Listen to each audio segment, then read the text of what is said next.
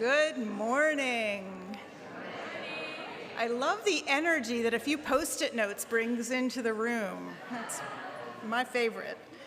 Hello and welcome to Neighborhood Unitarian Universalist Church in Pasadena. Welcome to all members, friends, and guests, here personally and virtually.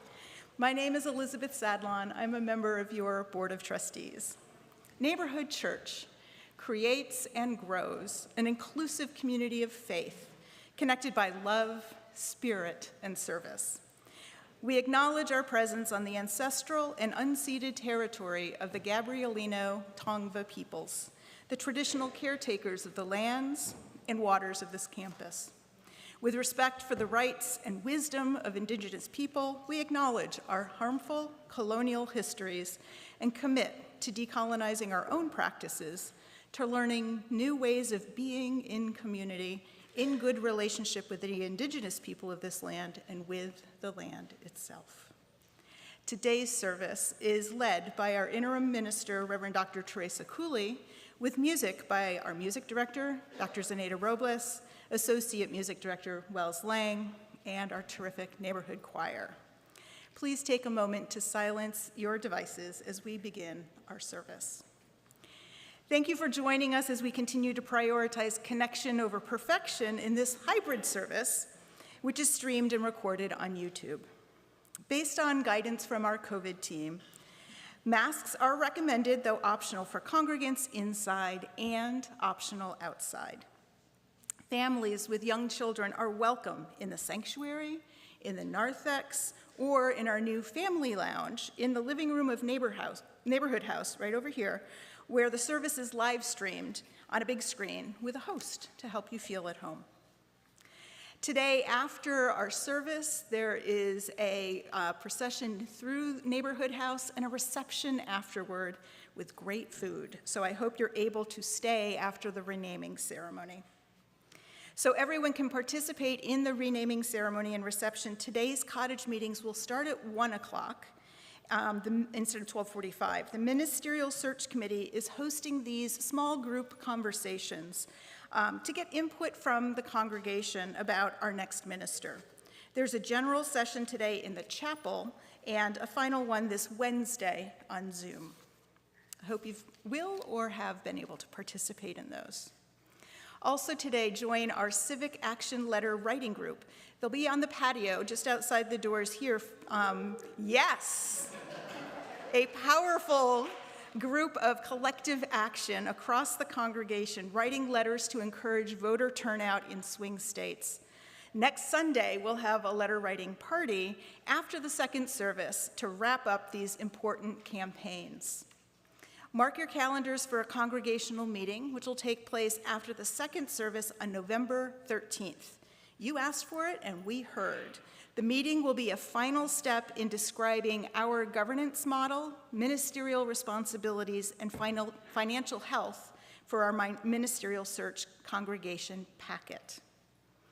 Our order of service and lots more extensive announcements are available on the link on the Sunday email, posted on the narthex, or through the QR code on the back of your hymnal. And you can always get lots more information on these and many other activities at the welcome table out front. Again, welcome to Neighborhood Church, whoever you are and wherever you are in your spiritual journey. Welcome to this inclusive faith community connected by love, spirit, and service.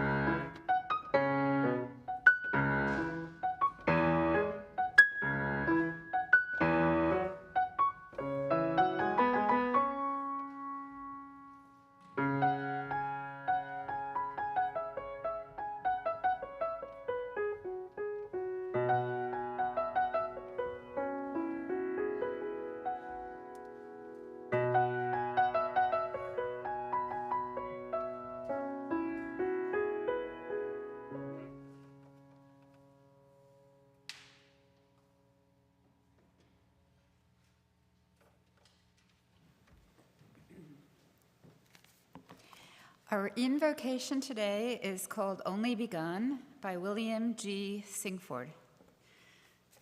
Spirit of love and life, dear God of all nations, there is so much work to do. We have only begun to imagine justice and mercy. Help us hold fast to our vision of what can be. May we see the hope in our history and find the courage and the voice to work for that constant rebirth of freedom and justice. That is our dream. Amen.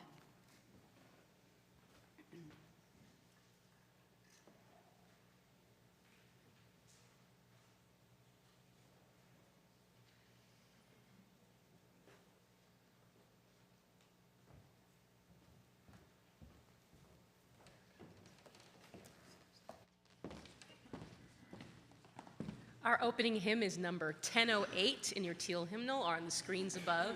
Please rise in body or in spirit and join us in singing When Our Heart is in a Holy Place.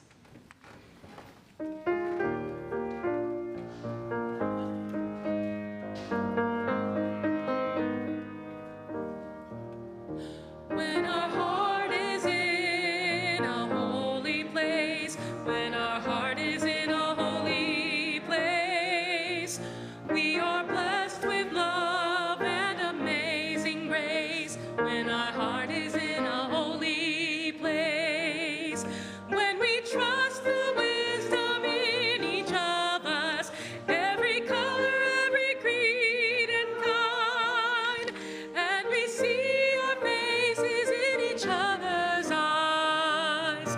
When our heart is in a holy place, when our heart is in a holy place, when our heart is in a holy place, we are blessed with love and amazing grace. When our heart is in a holy place, when we tell a story from deep inside, and we listen with a loving mind, and we hear our voices in each other's words, then our heart is in a holy place. When our heart is in a holy place, when our heart is in a holy place, we are blessed with love and amazing grace. When our heart is in a holy place, when we share the silence of sacred space, and the God of our heart stirs within, and we feel the power of each other's faith, then our heart is in a holy place. When our heart is in a holy place, when our heart is in a holy place, we are blessed with love and amazing grace. When our heart is in a holy place, when our heart is in a holy place.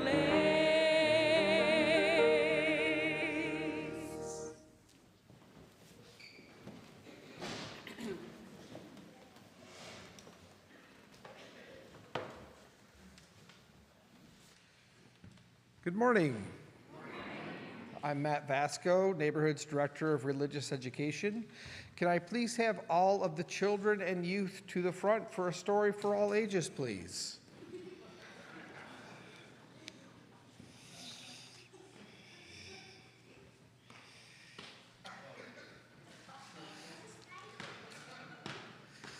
Welcome, welcome.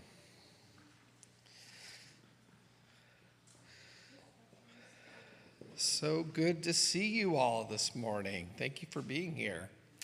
So today is a very special day here at Neighborhood Church because we are renaming the dining room in Neighborhood House. And I'm sure those who stay for the full service and don't have a youth religious education class to go to will get to hear a lot more about that. But really, I think, you know, when you think about it in large terms, what exactly are we doing with this renaming of the dining room and the work that's been done around truth and reconciliation at this church and all the wonderful people who are doing it. It's really about taking responsibility. So that's the story that I brought today, called "But It's Not My Fault," or Responsible Me, written by Julia Cook, illustrated by Anita DeFalla.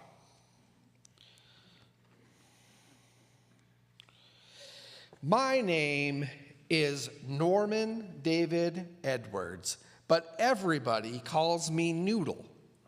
Sometimes things happen to me that get me in trouble, but it's not my fault. Sure, we can all empathize with that, right? It's not my fault. Things just aren't the way they should be. I feel like everybody's always picking on me. I always get blamed, and it's not my fault. Seems like I'm the only one that ever gets caught. He did it again. Quit it. Teacher, Noodle did it. Yesterday, I didn't get my math homework done. So this morning, my teacher made me stay in from recess and do it. Rats. But it wasn't my fault. Last night, I had to go to my big brother's basketball game, and it went into overtime. And by the time I finally got home, it was too late to do my homework, and my mom made me go to bed. Poor Noodle. After recess, we all headed to the library to work on our science reports. Since my teacher wouldn't let me go out to recess, I had lots of extra energy. I was kind of twitchy. On the way down the hall, I jumped up high and touched the light, and on the way down, Mary Gold got in the way of, see, his arm was coming down. Okay. So she got in the way of my arm, and her head hit my arm. Ouch! Teacher, Noodle hit me, but it's not my fault. You didn't let me go out to recess, teacher, and my legs needed to jump. It wasn't my fault. My arm did it, and it was just a little bump. I got sent to the end of the line. Rats! Then when I got to the library, I couldn't work on my report on the duck-billed platypus, an awesome animal, by the way, because the media specialist wouldn't let me check out the book I needed. Noodle, you can't check out a new book until you bring your overdue book back. But it's not my fault.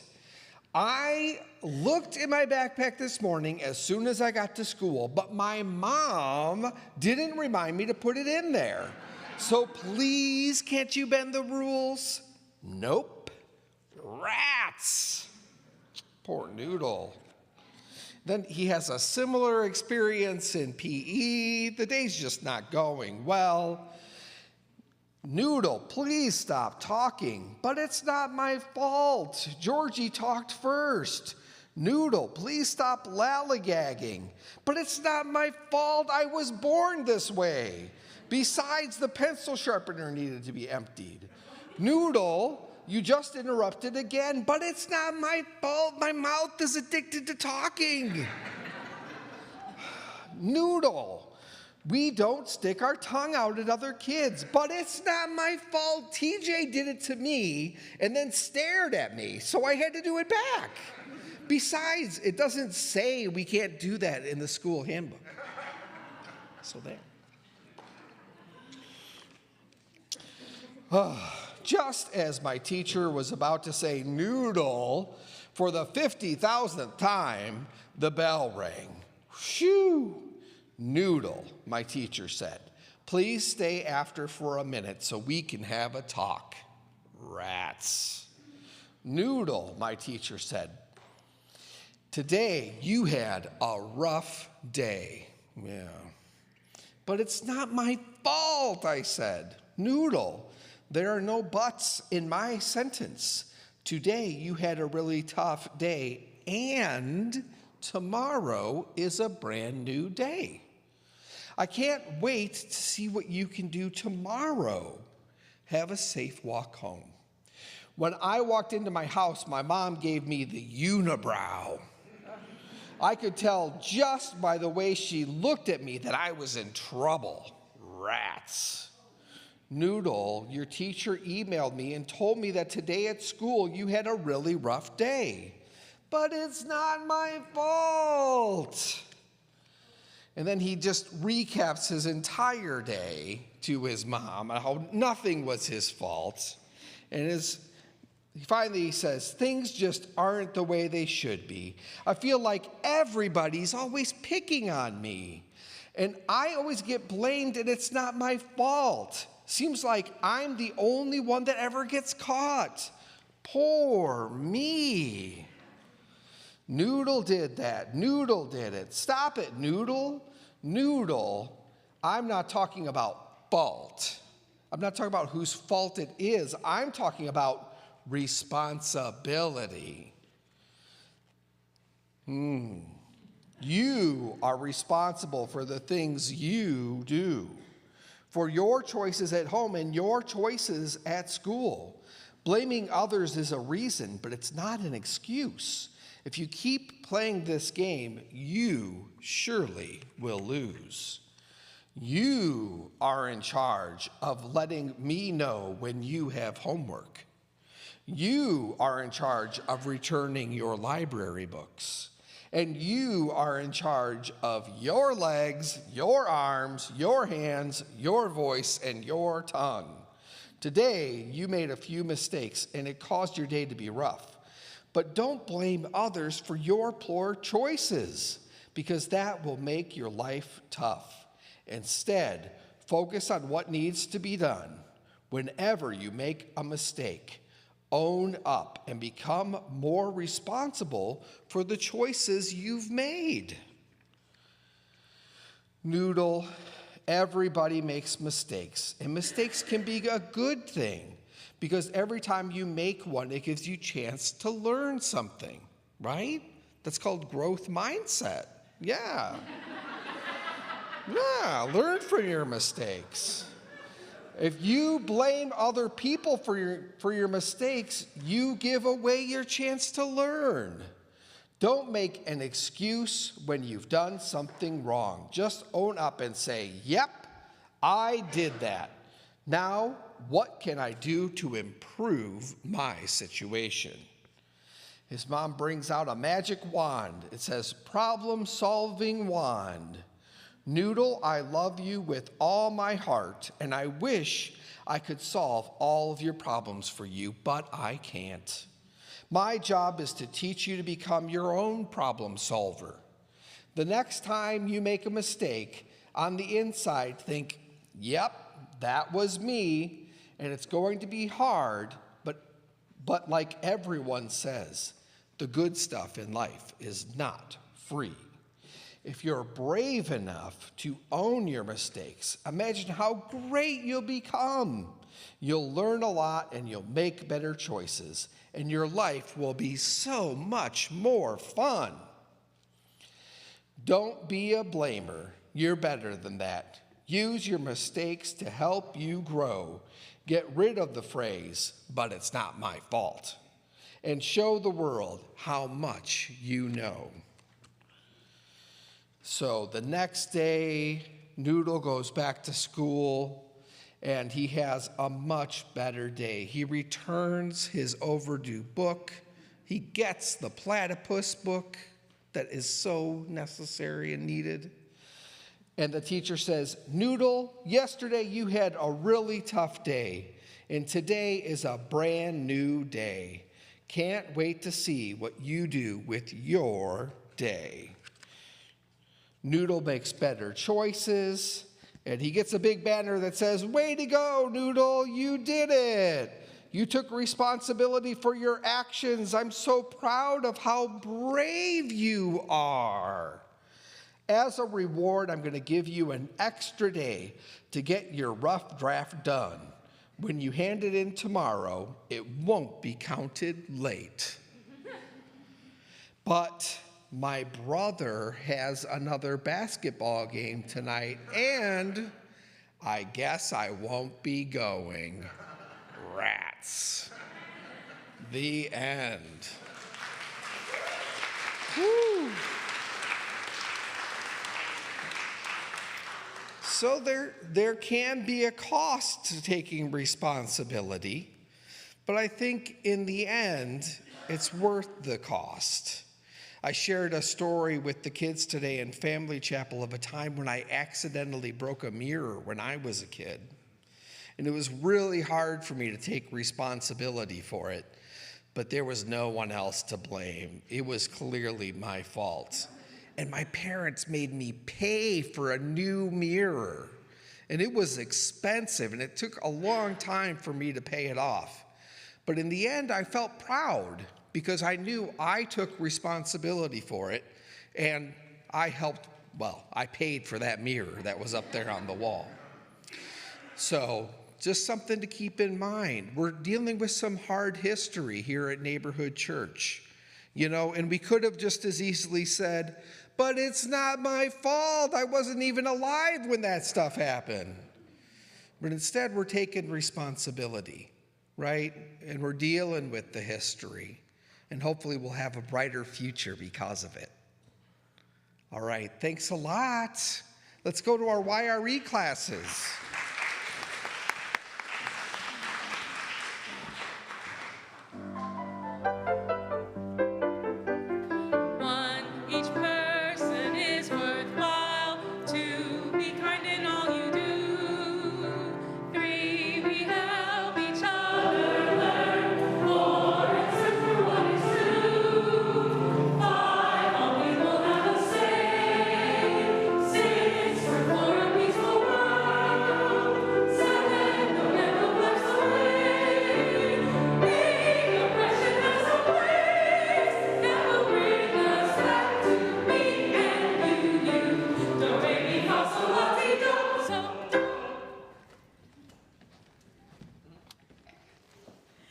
Giving is a spiritual practice through which we put our values into action. Each Sunday, our congregation dedicates 100% of contributions to a local social justice organization or activity. If you're visiting for the first time, welcome. You're our guest. Please let the plate pass you by. In addition to the plate, online giving is available using the QR code on the donations box outside the sanctuary or using the text code on the screen. If you're a member and wish to make a payment toward your pledge, make a note in the subject line or use an envelope available at the donation box. All recipients are identified by church members. To recommend an organization, fill out the application on the church website or ask a board member and we'll connect you to the right people. This week, our gifts go to our own Equity Action Fund.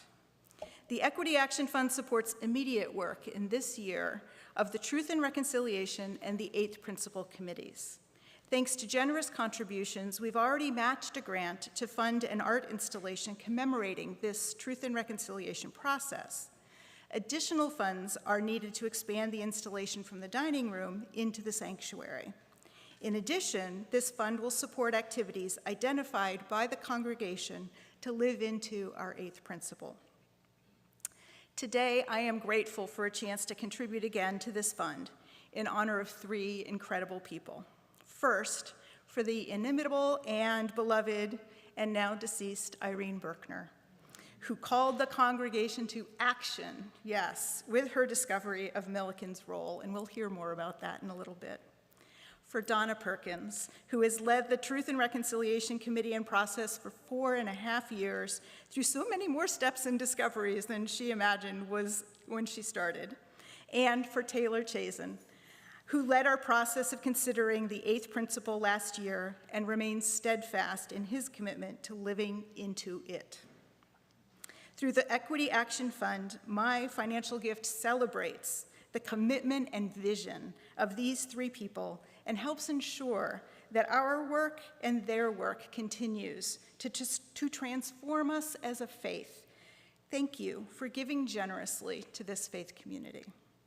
I'd also like to thank Carla Jamie Perez for these beautiful banners that she created for the service today, reflecting remembrance and renewal, and honoring the peoples who have been most impacted by eugenics through fabric, colorful and integrated art through these banners. And I encourage you to take a minute to thank Carla, hear some stories about it, and be able to look at it more closely later.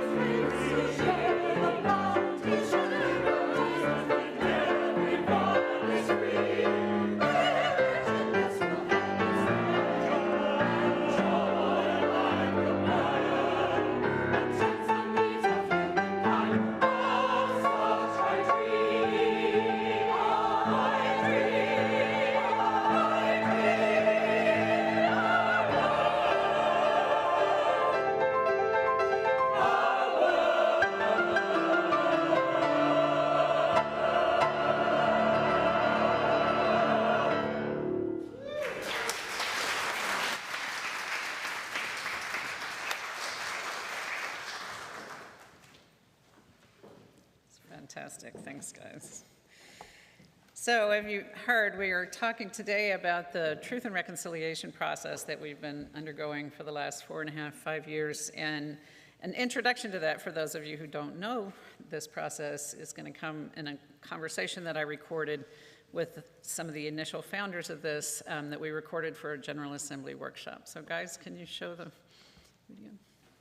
So, Irene, tell us how this whole truth and reconciliation process got started. Well, I knew about Dr. Robert Milliken, who was instrumental in the founding of our church. He was a member of our board. He was also the first president of Caltech, a winner of the Nobel Prize. But he was also a member and a trustee of the Human Betterment Foundation, which is a society which disseminated information about eugenics all over the country, and was responsible for thousands and thousands of sterilizations, which were forced on women and minorities and children even. And so I got my information together and it was presented to the congregation. And the congregation was shocked, absolutely shocked at hearing about this. I never expected what would happen, which was Donna Perkins was moved to form the Truth and Reconciliation Committee, which has been so instrumental now in working not only on this subject, but on many others too. And so I was just overjoyed that this happened. So Donna, tell us about the formation of the committee and the process. Okay, so after I heard what Irene announced to the committee, I was just so outraged. I just couldn't believe it. I've been a Unitarian for like 30 years, and I did not know this history. And specifically, I didn't know this history about that was associated with neighborhood. I just felt like, you know, this was something that we needed to address. So I made the suggestion at a racial equity meeting that I felt we should have a truth and reconciliation process about this. And several people there were just immediately said, I'll do this. I'll join the committee, Donna. So Sibel, can you tell us about some of the activities that y'all have engaged in? We did a lot of education within the church community about eugenics and really the impact it's had. You know, we can talk about California because that's where we are, but it's happened across, you know, the United States and its colonies and territories. We also had a book club and read Bloodlines, which talked about Milliken and Huntington and Patton and basically their involvement in different ways in eugenics. And I would just add to that we've used church services. That's the biggest way that we've educated people, is trying to give them a spiritual basis for what we're doing and the truth and reconciliation process. Yeah. And Elizabeth, you've been instrumental in many of the anti-racism activities that have been going on and really coalescing right now. Do you want to talk about how you see it fitting into those initiatives and understandings? Sure. Well, as Irene couldn't have imagined where it would go, we also couldn't imagine how there would be so many intersecting movements and opportunities that came along during the past 3 years. And so as a congregation, this has given us an opportunity to practice being honest with ourselves about who we are, where we've come from, and questioning our assumptions and our beliefs. At the same time, as we were working in other areas in building racial equity and our commitment to anti-racism as a congregation, of course, over the last year, the country had increased realization among some people about, in particular, white community members, about the impact of racism on all of us. And so having had the time together with Truth and Reconciliation and other efforts really built our readiness to be able to go a little deeper and widen our circle of engagement in those questions. And so as we're now in an interim period, it also gives us a chance to bring that understanding and beginning of understanding of ourselves and our practices of asking questions to our looking forward to who we will be as a congregation and how we will build a community of belonging that includes everyone. One of the areas that I learned so much about through this work is around naming and the importance of naming, not only in naming a room or a building after someone, but how the practices of naming are used as colonial acts of exclusion and holding power for and isolating power and advantage. And so that has really opened up a lot of conversations that will continue through our interim period. Mm-hmm. Mm-hmm.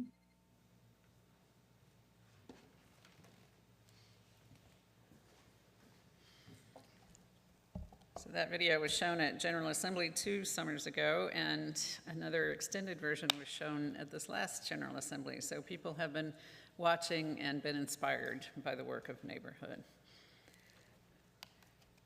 So way back in the year 2000, I was chosen as the candidate for senior minister at the Hartford Unitarian Church. And what that means is I had to endure what we ministers call Hell Week, in which we have to speed date our way through meeting as many congregants as possible in advance of voting on the candidate, the congregation voting on the candidate at the end of the week. And you're going to be engaging in something similar at the end of April, assuming your search committee is able to bring you a candidate. And hopefully you will have learned something about how to do that a little better, like give them a little rest every day, something like that. On the first evening of my candidating week in Hartford, I had requested a reception with the elders of the church. And one of the members of the search committee was a lovely young Filipino woman, who, by the way, is now the parliamentarian for the UUA. And she was leading me around and introducing me to folks when we encountered a white gentleman in his 80s, who I was told was a retired professor of anthropology. And one of the very first things he said to me was, "I don't approve of you young women ministers who don't have children." It gets worse. The white race is about to be obliterated because white people aren't having enough children. So I was shocked, and I turned around to the search committee member behind me who had turned to stone. And I looked back to him, and in a measured as tone as possible, I said, "I'm actually not able to have children, but that's not the point. You are a student of human history, I understand, so you must know that over the ages, certain races have risen up and then died off. Maybe it's time for the white race to go that way as well." I received one no vote at the end of the week. Guess who it was? Lest I paint myself as the hero in this story, I have to wonder whether I would have been as firm in my denouncement if a person of color had not been standing behind me. At the time, I wrote this off as just someone who was clearly behind the times, and I wondered why in the world he was a member of a UU congregation. But little did I know then that his views were not that unusual in UU history or in UU circles. And if I'd thought more deeply about it, I would have been able to see that there's actually a link between aspects of our Unitarian and Universalist theology and what he was espousing. So to explain this, let me give you a quick crash course in UU theology. Unitarianism was founded in the early 19th century as a response to the ultra-Orthodox Calvinism, which painted all humans as ignorant and depraved and in need of instruction and control by those church leaders who had forged those views over the centuries. But the early Unitarians, who were, by and large, extremely well-educated and privileged, started looking at the Bible itself. And they realized that actually wasn't what the Bible said. And in fact, there is no biblical reference to the Trinity, to the Father, Son, and Holy Ghost, which Christians of the day promoted as gospel. So what they were promoting was known as the triune God. And so they looked at these people promoting this other idea, and they said, "You guys are just Unitarians." They said, "Yeah, we're Unitarians." So that's how we got our name. But the reason this was important to the Unitarians was that they believed in the capacity of all of us to make our own moral decisions. And if we saw Jesus as human just like us, rather than supernatural and divine, we would have a role model that's accessible to everyone.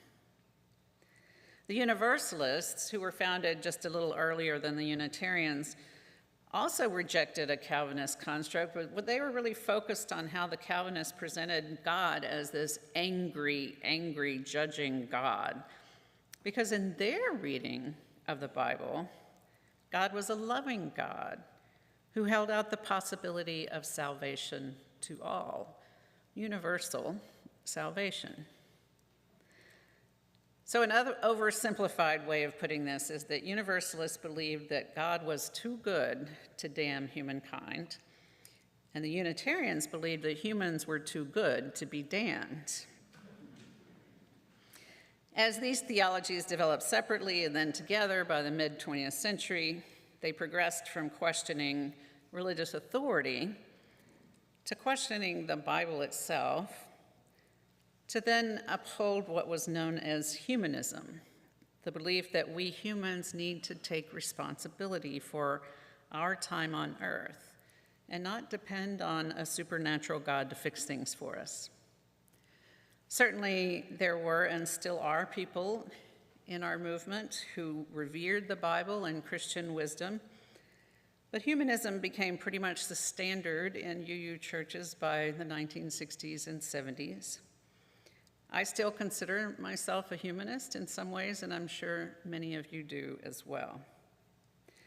If you look at hymn 138 in our gray hymnal, which is not out this morning, you'll see the penultimate statement of early humanism. These things shall be, aloft your race, then ere the world hath known shall rise with flame of freedom in their eyes and light of science in their eyes. Even while I've always believed in human responsibility, early in my ministry, I began to question some of the hubris that's intimated by this kind of understanding. The idea that we're not only responsible, but somehow we like to think that we're in charge and in control, not just of ourselves, but of everyone.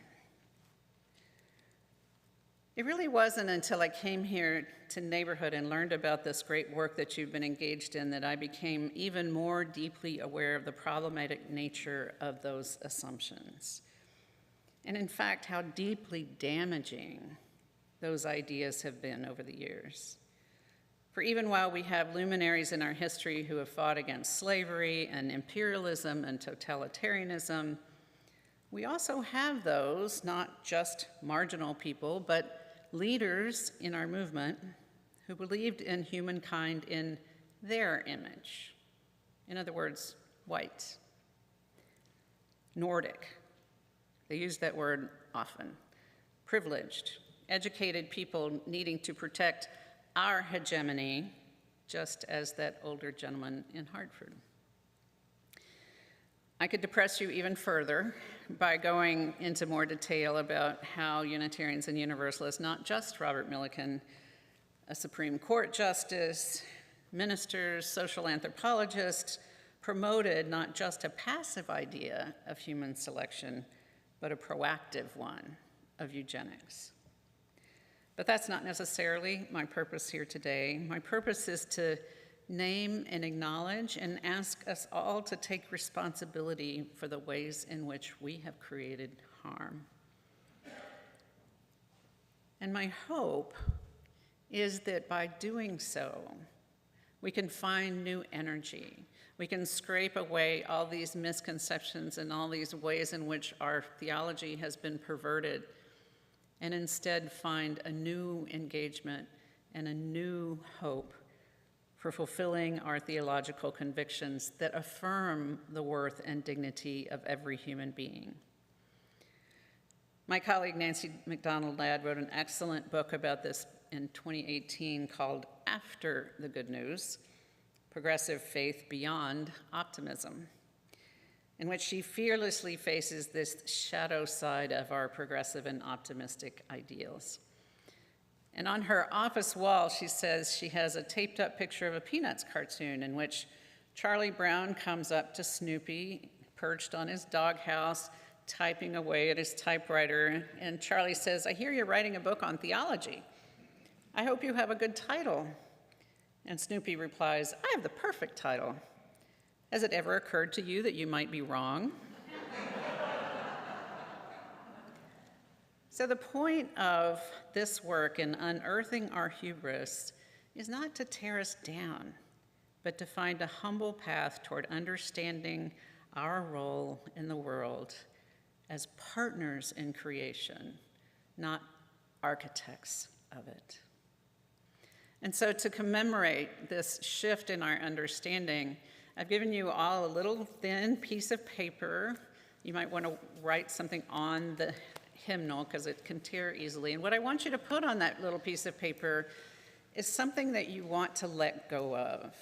Something in our past, something in our theology, something even in your own understanding, because we all carry this with us, right? We all participate in this white supremacy understanding unconsciously. So it might be perfectionism, it might be literalism, it might be individualism.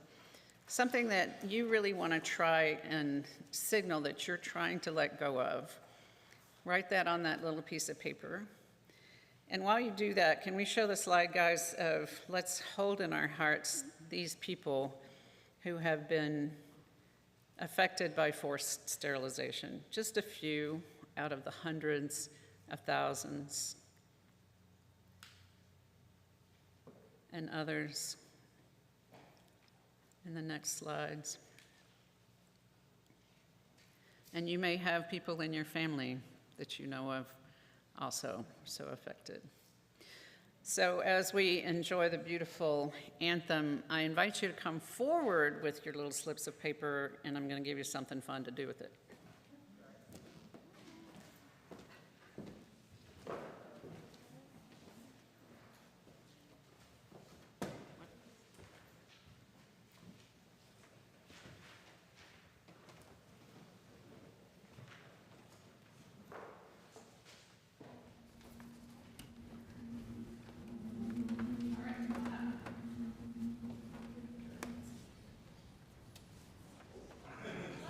Resilience, we are strong, shoulder to shoulder, keep moving on. Resilience, make a new flag, stand up again and say, yes, we can. Resilience, we are strong, shoulder to shoulder, keep moving on. Resilience, make a new plan, stand up again and say, yes, we can. Resilience, we are strong, shoulder to shoulder, keep moving on. Resilience, make a new plan, stand up again and say, yes, we can. Resilience, we are strong, shoulder to shoulder, keep moving on. Resilience, make a new plan, stand up again and say, yes, we can. Resilience, oh, we are strong,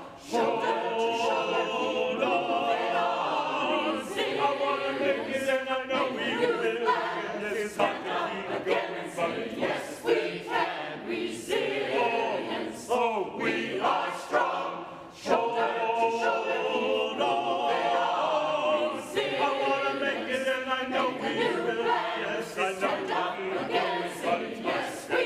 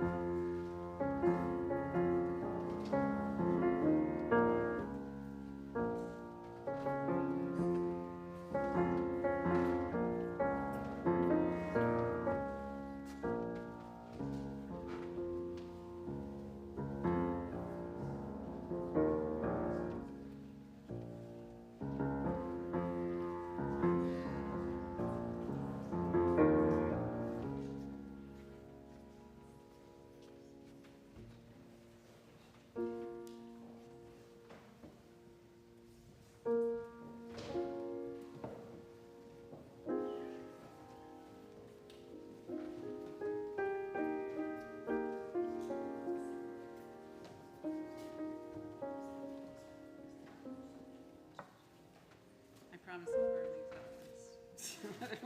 Sorry. I'd like to invite Elizabeth and Donna up for a conversation. And just know we're going to keep this going for a little bit so that we can hear some more about where they want us to go with this process. But there's lunch after. Promise. Okay, good.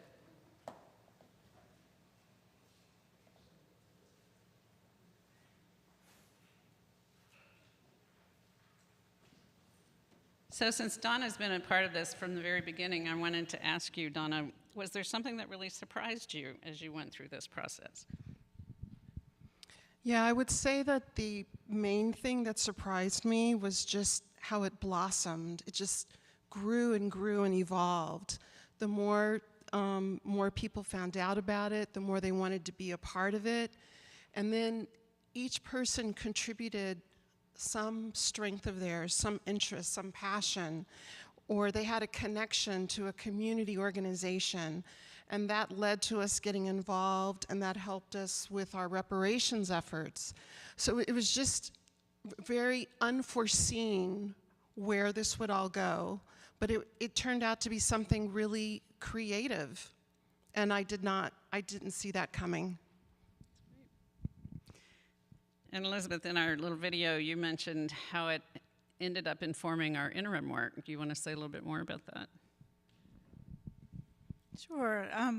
You also spoke to the aspects of humility and honesty and how we bring that forward into our work going into the future.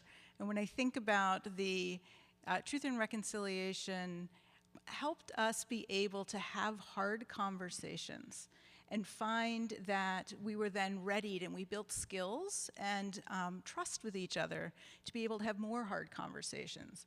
When we talked about ministerial misconduct and when we talked about the possibilities of eighth principle here in our community and beyond. And so in this interim period, that's helped us be able to prepare for who we are, and we talked about this, and what's next. And I know that ministers like to minister, and so want to be able to know that they're coming into a community that knows where the challenges are and can work on them honestly. And I think we have found that we are able to be challenged and should challenge each other and want that as we also find a lot of comfort in our community together. So as I said before, this is not work that's ended. We still have work to do. But Donna, what kind of direction do you hope this work will take? So the Truth and Reconciliation Committee has done the main part of our work, which is culminating today with the renaming service that you're attending and participating in. And after this, we've actually already merged with the Eighth Principle Committee, which, if you don't know what that is the intent to accountably dismantle racism and other forms of oppression.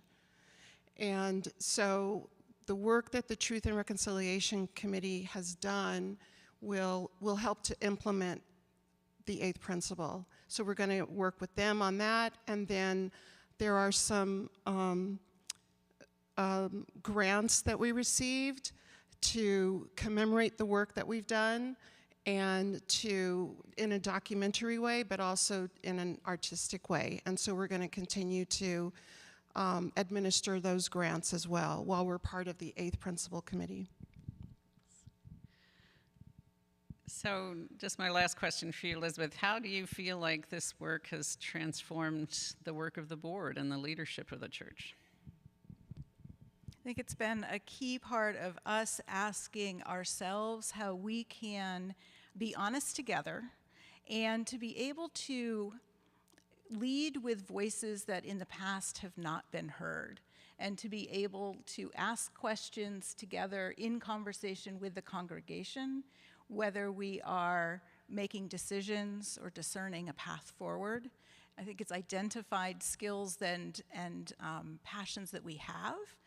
It also has helped us see that hard work can bring joy and deeper connection and can be a very spiritual practice. And as a board, we're aiming to be able to continue to grow into that find new ways of making decisions together in connection and community with the congregation. And we've got a lot of work to do on that, and I'm glad to be doing it together. And Donna, just the last few words about what do you feel best about with this work? So, the first thing I would say about that is that I just love the work that I've been able to do with my committee. I've had just a fabulous, fabulous committee over the years. Just wonderful people joining me in on this work who've brought their best selves and commitment. And it's just been wonderful. I mean, I've had such an easy job as far as being a leader. Just, I could go on and on about that. That's the first thing. The second thing is that it's helped me to reconcile to the fact that somebody like Milliken called himself a UU, and there must have been people in this church who knew what he was doing back in the day. But the church has obviously changed since then, because I couldn't have been a member here. So I think you should feel good about that. And I could not have raised my daughter here. My daughter was able to find a home here growing up. So you should know that. And also you should know that the work that we're doing is part of this whole momentum. There's truth and reconciliation processes happening all over the country, all over the world. It doesn't get the publicity that the deniers get, but the work is happening. And there's actually two very important processes happening here in the state of California to deal with reparations for descendants of slaves and for the genocide and oppression against California indigenous. Those things are happening right now. And we're expecting reports about them in the next year. So the best part, one of the other things that I would like to say that is the best part, is that we are part of this groundswell of this movement. Thank you. And so can we have the last slide, guys? These are the words that you asked that we represent our new dining room dedication, have these core values as we came up with the name Remembrance and Renewal Dining Room. So I want you to spend a moment during the final hymn looking at those words, maybe coming up with other words of your own. What are the things you want to see us carry forward? What's the most important value to you now that you want to see us? And put those on the little stickies. If you need stickies, raise your hand. We've got some more here. And then we're going to process out. We're going to let the choir process out first because they need to eat lunch before they go into their meeting. And then we're going to go right through the dining room, and you're going to be able to put your sticky on the wall in the dining room to show what you want to have going forward. So The Remembrance and Renewal Room. Yes. And we'll have a name, yes.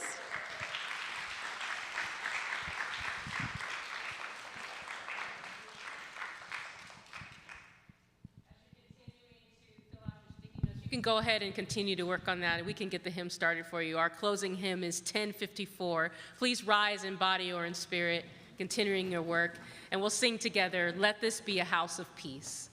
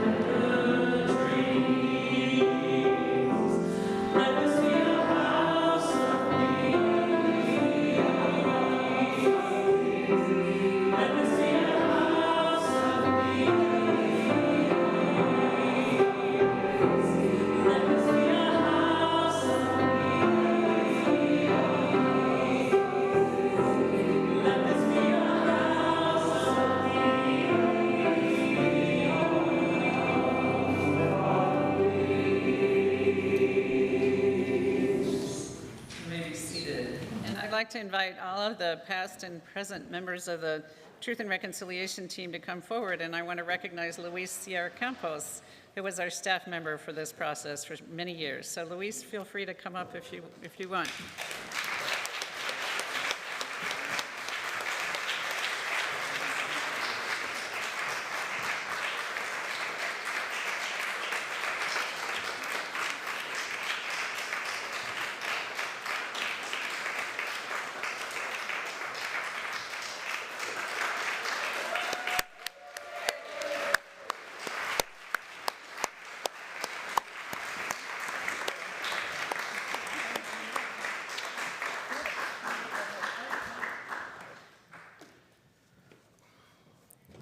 Is it ours to give comfort to the profoundly harmed?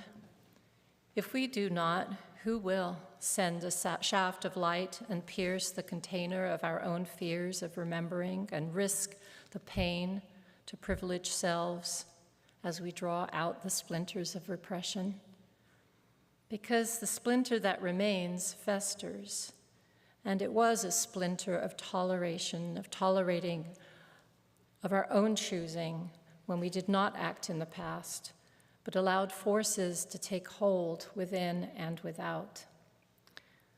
We have no choice but to bear the tearing of the wound, opening it to the air and allowing the healing to happen from the root.